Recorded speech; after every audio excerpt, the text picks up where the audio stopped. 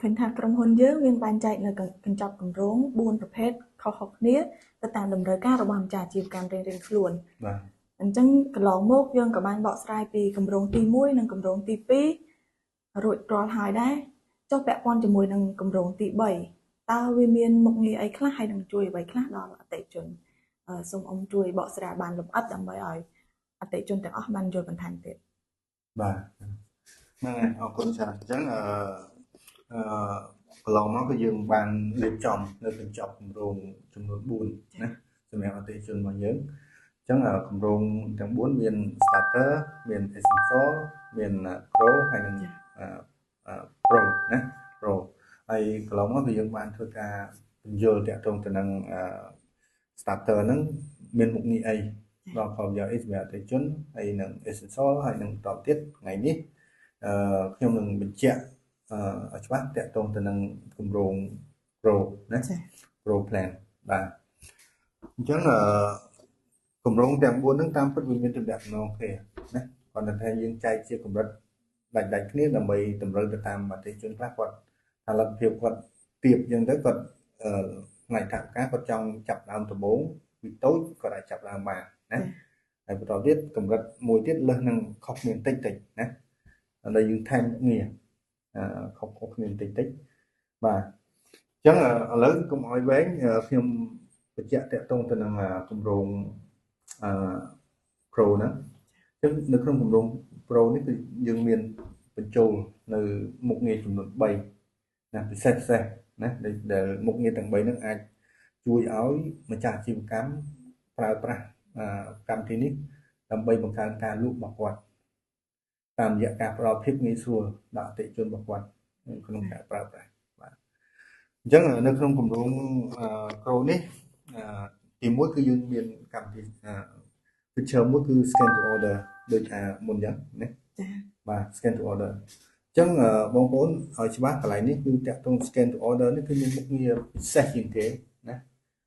ទី1ឥឡូវខ្ញុំសូមបង្ហាញអត្ថប្រយោជន៍ទី1តាក់ទងនឹងគម្រោង scan to order នេះសម្រាប់ម្ចាស់ហាងផ្ទាល់ណាអញ្ចឹងមុខងារ scan to order នេះគឺជួយឲ្យម្ចាស់ហាងឬក៏ផ្ដល់លទ្ធភាពឲ្យម្ចាស់ហាងគាត់ធ្វើការ design ម៉ាកយីហោណាម៉ាកយីហោហាងរបស់គាត់មាន logo មានឈ្មោះមានទីតាំងlogo ដែលអតិថិជនអាចចុចទៅគឺទៅដល់ហាងរបស់គាត់តែម្ដងណាហើយនឹងអាចឲ្យគាត់ដាក់តាំងគ្រប់មុខទំនិញនៅក្នុងហាងដែលគាត់មានទាំងអស់នៅក្នុងហាងគាត់ហ្នឹងនៅក្នុង platform digital តែមួយតែម្ដងជាមួយមុខងារហ្នឹងបាទអញ្ចឹង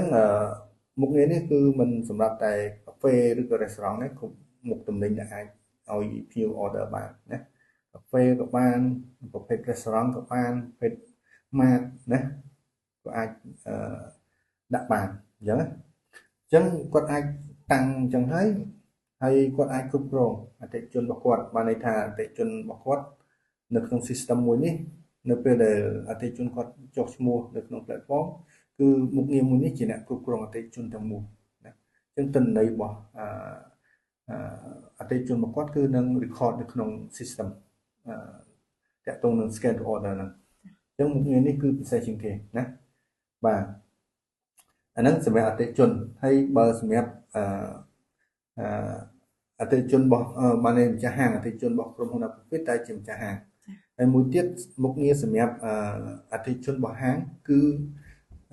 មុខងារមួយនេះគឺផ្ដល់ភាពងាយស្រួលសម្រាប់អតិថិជននៅក្នុងការធ្វើការបញ្ជាទិញណាធ្វើការបញ្ជាទិញតាមរយៈ digital គឺមានន័យថាគាត់គ្រាន់តែធ្វើការ scan ទៅលើ QR ហ្នឹងណាអញ្ចឹង scan ហើយគឺគាត់អាចធ្វើការបញ្ជាទិញទំនិញនៅលើហាងហ្នឹងតាមរយៈទូរស័ព្ទដៃរបស់គាត់តែម្ដងណាហើយលើសពីហ្នឹងគឺនៅក្នុងការបញ្ជាទិញហ្នឹងដែរគឺគាត់មានជម្រើស4នៅក្នុងការដែលតាមតម្រូវចិត្តដែលគាត់ចង់បានទី1គាត់បញ្ជាទិញដោយជ្រើសរើសយកពាក្យ install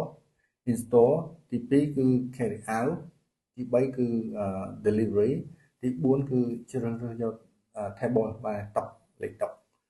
អញ្ចឹង4នេះគឺខុសគ្នាបន្តិចណាខុសគ្នាអញ្ចឹងទី1តើតើនឹង install មានន័យថាអ្នកទិញគាត់នៅក្នុងហាងហ្នឹងហើយគាត់បញ្ជាទិញ តំណែងដូចជាកាហ្វេអីក៏ដោយណាអាហារផ្សេងៗឬក៏តំណែងផ្សេងៗតាមរយៈដែលគាត់មិនបានទៅឈរចាំជួរនៅក្នុងកន្លែងអ្នកលក់ទេគឺគាត់ធ្វើកម្មវិធីទិញតាម digital គាត់រើសមុខតំណែងគាត់ដែលចង់បានហើយគាត់បញ្ជូនទៅណា check out ទៅគឺចូល system ហើយបន្ទាប់មកគឺគាត់អាចយកចេញទៅក្រៅបានទៅផ្ទះឬក៏ទៅណាអញ្ចឹងទៅទី2តកតងនឹងcarry out មានន័យថាតកតងនឹងដូចថាគាត់នៅផ្ទះឬក៏នៅឆ្ងាយអញ្ចឹងតែគាត់នឹងធ្វើដំណើរកាត់នឹងអញ្ចឹងទៅគឺអញ្ចឹងគាត់ធ្វើការកម្មង់ដូចជាកាហ្វេឬក៏អាហារហូបចុកឬក៏តំណែងផ្សេងពីចម្ងាយដោយគាត់ដាក់កំណត់ម៉ោងដែលគាត់ត្រូវមកដល់មកយកអញ្ចឹងពេលដែលគាត់ដាក់កំណត់ម៉ោងហើយគាត់រើសមុខតំណែងហើយគាត់កំណត់ម៉ោងហើយគាត់បញ្ជូនដូចទៅ check out ទៅគឺការទិញរបស់គាត់នឹងចូលទៅក្នុង system អញ្ចឹងពេលនោះគឺខាងហាងគេនឹង check មើលឃើញគាត់មកកំងអីហើយគាត់មកយកនៅម៉ោងប្រហែលអញ្ចឹងគេនឹងធ្វើឲ្យធ្វើត្រូវតាមម៉ោងអញ្ចឹងស្រួលមែនតើដល់ខ្ញុំងាយស្រួលសម្រាប់គាត់ហើយមួយទៀតតកតងនឹង order delivery ណាអញ្ចឹង order delivery មានន័យថាគាត់កំងទិញតាមទូរស័ព្ទដៃណាហើយគាត់តម្រូវឲ្យខាងហាងដឹកយកមកឲ្យគាត់អញ្ចឹងអានឹងគាត់ដឹកដល់ផ្ទះឬក៏ដល់ទីតាំងណាមួយដែលគាត់ចង់ឲ្យដឹកអញ្ចឹងគាត់គ្រាន់តែធ្វើការជ្រើសរើសយកពាក្យ delivery ណាគាត់រើសមុខតំណែងដែលគាត់ចង់ទិញហើយគាត់យកពាក្យ delivery ហើយគាត់ check out ទៅតំណែងហ្នឹងនឹងចូលទៅក្នុង system របស់ហាងតែម្ដងជាមួយនឹង Google location ភ្ជាប់ដោយស្វ័យប្រវត្តិនៅក្នុងការទិញរបស់គាត់អញ្ចឹងខាងហាងគឺគាត់គ្រាន់ check មើលទៅគាត់ដឹងថាត្រូវដឹកយកទៅណាអញ្ចឹងហ្នឹងហើយមួយទៀតទី4ហ្នឹងគឺតាក់ទងនឹង order នៅនឹងហាងដូចគ្នាឬប៉ុន្តែវាតាក់ទងនឹងតុកបានន័យថាអតិថិជនគាត់ញ៉ាំនៅនឹងតុកនឹងតែម្ដងទីតាំងអញ្ចឹងអូមកតែយើងមកដល់យើងអត់ទាន់ទៅកំងអីទេតែយើងអង្គុយតុកយើងមើលលេខតុកអីហើយណាយើងមានលេខតុកច្បាស់លាស់អញ្ចឹងរៀបចំឲ្យអង្គុយស្រួលទៅរួចដល់ហើយយើងគ្រាន់តែចុច order ពីតុកយើងទៅណាយើងនៅក្នុងទូរស័ព្ទដៃយើងរើសមុខតំណែងអីផ្សេងហើយយើងតបទៅយើងយកលេខតុកហើយយើងជ្រើសរើសយក table ហើយយើងដាក់លេខតុកយើងទៅហើយយើងបញ្ជូនទៅទិន្នន័យហ្នឹងចូលទៅក្នុង system របស់គាត់តែម្ដងអញ្ចឹងគឺស្រួលមែនតើតាក់ទងនឹង scan to order ហើយមួយទៀតនេះតាក់ទង scan order ហើយមុខងារមួយទៀតតាក់ទងទៅនឹងកម្មវិធីសន្សំបន្ទុកណាអញ្ចឹងកម្មវិធីសន្សំបន្ទុកនេះដូចជានៅក្នុងវីដេអូមុនបាននិយាយច្រើនដែរហើយអញ្ចឹងកម្មវិធីសន្សំបន្ទុកហ្នឹងឬក៏កម្មវិធីការសន្សំកាត់សមាជិកបានន័យថាជាមធ្យោបាយមួយសម្រាប់ម្ចាស់ហាងគាត់ប្រើដើម្បីដល់ដោយហៅថាអត្ថប្រយោជន៍ដល់អតិថិជនរបស់គាត់ហើយគោលដៅនៃការផ្ដល់អត្ថប្រយោជន៍ដល់អតិថិជនរបស់គាត់នោះគឺក្នុងគោលបំណងដើម្បីទាក់ទាញអតិថិជនឲ្យគាត់ត្រឡប់មកទិញតំណែងរបស់គាត់ឬក៏មុខតំណែងរបស់គាត់ជារៀងរហូតតាមរយៈការផ្ដល់ជាបន្ទុកណាហើយកន្លងមកក៏ហាងភាគច្រើនក៏ប្រើដែរប៉ុន្តែប្រើជាกระดาษកំប៉ុងវាយអញ្ចឹងណាតែឥឡូវនេះគឺយើងមានជា digital ហើយកម្មវិធីនេះគឺមានភាពងាយស្រួលជាងกระดาษឆ្ងាយណាទី1វាទំនើបទី2វាមិនចេះបាត់បង់ណាហើយបន្ទុកគឺ secret ណារាល់ការទិញគឺនឹងទទួលបានបន្ទុកទៅតាមលក្ខខណ្ឌរបស់ហាងមួយដែលបានកំណត់អញ្ចឹងវានឹងជួយឲ្យអតិថិជនហ្នឹងបានផលច្រើនផលប្រយោជន៍ច្រើនអញ្ចឹងគាត់ក៏នឹងមានក្តីស្រឡាញ់សម្រាប់ហាងមួយនឹងដែរអញ្ចឹងណាអញ្ចឹងអាចតាក់ទាញផលប្រយោជន៍ទៅមកណាហើយមុខងារមួយទៀតគឺតាក់ទងនឹងpush notification ហ្នឹងអានេះមុខងារពិសេសមួយទៀតតាក់ទងការធ្វើ marketing ដែរណាផ្សព្វផ្សាយលឿនមុខងារនេះគឺតាក់ទងទៅនឹងការ promotion ឬក៏ការផ្ដល់ដំណឹងពិសេសផ្សេងៗរបស់ហាងប្រចាំថ្ងៃឬក៏ប្រចាំសប្តាហ៍អញ្ចឹងគេយើងអាចធ្វើការ design ឬក៏ផុសរូបអីមួយមកហើយយើងសរសេរមក discount ណាសម្រាប់ល្ងាចហ្នឹងអីចឹងទៅអញ្ចឹងពួកមកថាល្ងាចហ្នឹងយើងចង់ធ្វើការ discount 15% ទៅលើមុខទំនិញណាមួយឬក៏ម្ហូបណាមួយអ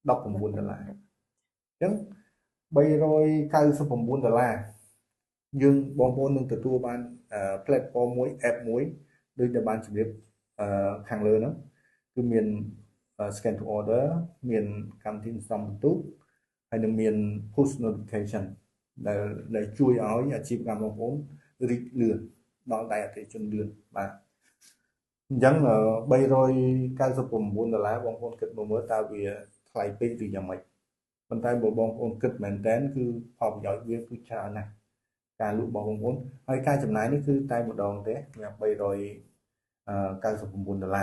ចឹងណាហ្នឹងហើយផ្លិចគឺឥឡូវនេះកាន់តែពិសេសបានន័យថាសម្រាប់10ហាងដំបូងតម្លៃនៃការរៀបចំដំបូងហ្នឹងមិញហ្នឹងខ្ញុំនិយាយ$399តែឥឡូវនេះគឺយើងចុះនៅត្រឹមតែ$299សម្រាប់10ហាងដំបូងបាទហើយនឹងការបង់ប្រចាំខែគឺ$19បាទអញ្ចឹងបងប្អូនខ្លះដែលបងប្អូនស្គាល់ពី app ឬក៏ធ្លាប់គិតពី app បងប្អូនអាចដឹងហើយការធ្វើ app មួយចំណាយពេលយូរអាច6ខែទៅ1ឆ្នាំណាហើយមួយទៀតការចំណាយគឺអត់មានពី300 400 500 1000ទេគឺមានតែ5 6 10000ឡើងណាហើយចំណាយពេលអាចដល់5 6ខែ1ឆ្នាំអញ្ចឹងគឺរយៈពេលយូរមែនតើហើយសម្រាប់ Aprofit គឺតម្លៃគឺធូរមែនតើគឺតម្លៃត្រឹមតែ$399ហើយឥឡូវនេះគឺ promotion សល់$299ហើយបង់ប្រចាំខែត្រឹមតែ$19ទេ$19ទេបាទអញ្ចឹងបើបងប្អូនអាចនឹងមានចម្ងល់អីបន្ថែមទៀតតាក់ទងនឹងមុខងារមួយហ្នឹងអាចតាក់ទងមកអាស័យដ្ឋានឬក៏ Telegram ខាងក្រោមលេខទូរស័ព្ទខាងក្រោមដើម្បីសួរបញ្ជាក់ផ្ទាល់ឬក៏ចង់បានការធ្វើ demo បន្ថែមបាទ demo បន្ថែមដើម្បីកាន់តែច្បាស់បងប្អូនអាចទំនាក់ទំនងមកបានបាទដើម្បីទទួលបានតម្លៃពិសេសនេះបាទហ្នឹងហើយអញ្ចឹងអរគុណ